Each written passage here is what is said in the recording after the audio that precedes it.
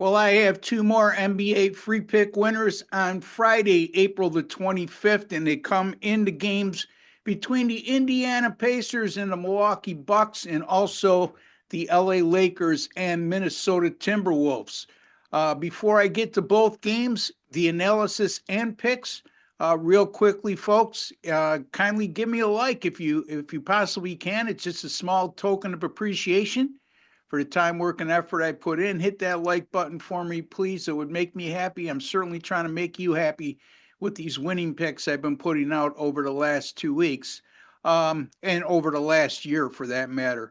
And also, folks, if you have not subscribed to our YouTube channel, I would kindly ask you to take a second to do so because we have over 200,000 subscribers. First of all, it's free.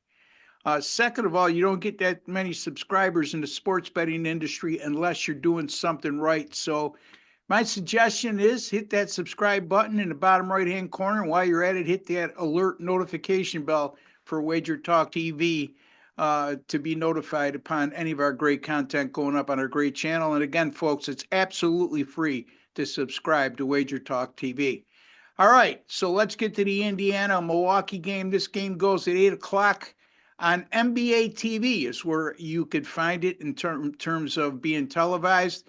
And Milwaukee's either a 5 or 5.5 point favorite right now. And they are down 2-0 in a series. Now, here's the thing. They're a 5 or 5.5 point favorite, but they're minus 4.5 on the first half line.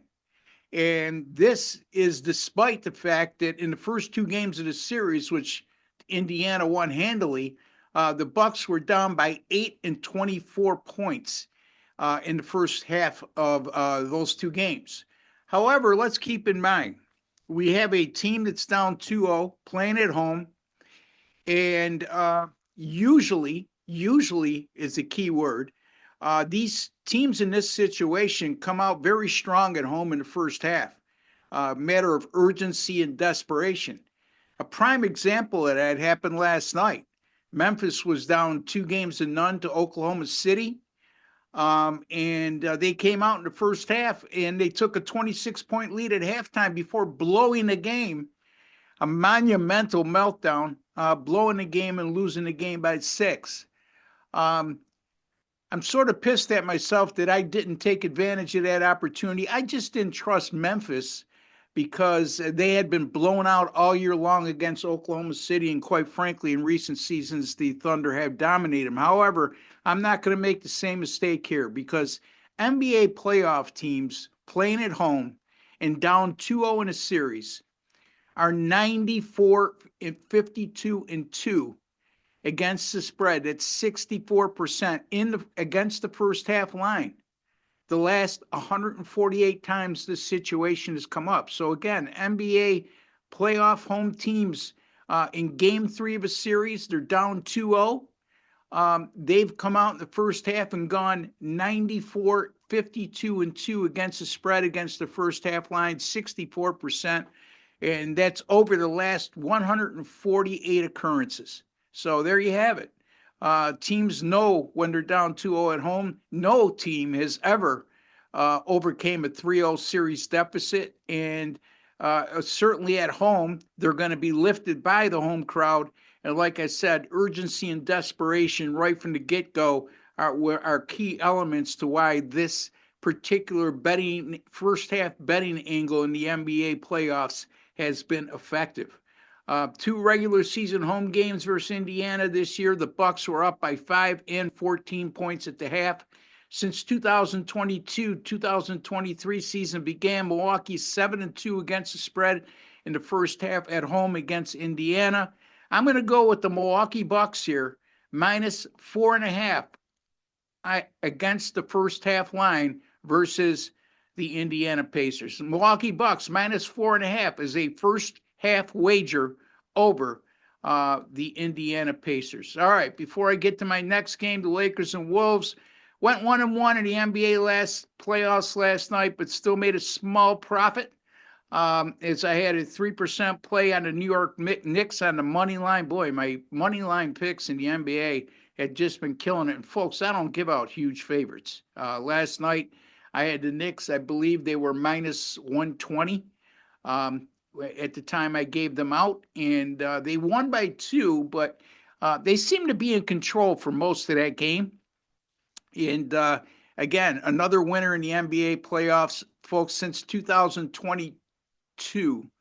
I have gone now 121 and 81, which is 59.9%, might as well say 60%, with a net profit of over $12,700. I said I made a net profit last night because I had a 2% play on the Oklahoma City Thunder over 59.5 points in the first half. So not only did I skip Memphis as a first half play, I missed badly on Oklahoma City in the first half team total.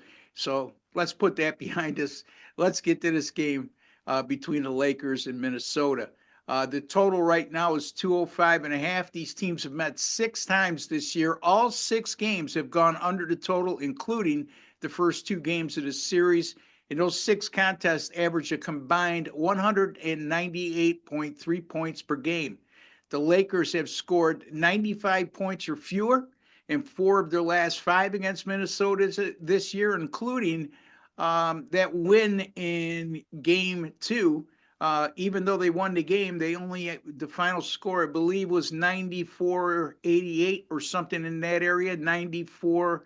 They won the game by 8, and they scored less than 100 points. The Lakers, 28.6% or worse shooting from beyond the 3-point line in 5 of their 6 games against Minnesota this year. The Timberwolves have shot an uninspiring 45.4% during the first 2 games of the series. They were 5 for 25 from the 3-point line in their Game 2 loss. There it is, 94-85 was the final score in that game. And the T-Wolves have also shot poorly from beyond the 3-point line against the Lakers in the 6 games this year. As a matter of fact, in 4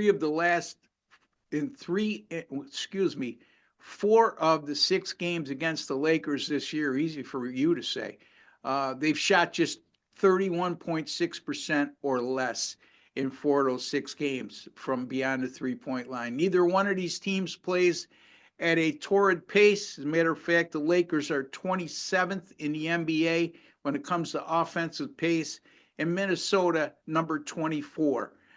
Minnesota, number 6, also in defensive efficiency, and that certainly has shown up against the Lakers. They've given the Lakers fits offensively in their 6 meetings this season. You know, I use an old boxing analogy at times when I come up with a prediction or my pick or my bet, whether in any sport, but in this particular matter, it applies to this game. Styles make fights, and that's an old boxing analogy, and I think this is applicable in this particular matchup, and I'm looking for a slower pace and low scoring affair. I'm going with the Lakers and the Timberwolves to go under the total of 205.5. Lakers, Timberwolves under 205.5, and also the Pacers and Bucks game. I like the Bucks minus 4.5 as a first half wager over the Indiana Pacers. There you have it. Those are my 2 free picks in the NBA playoffs for Friday, April 25th.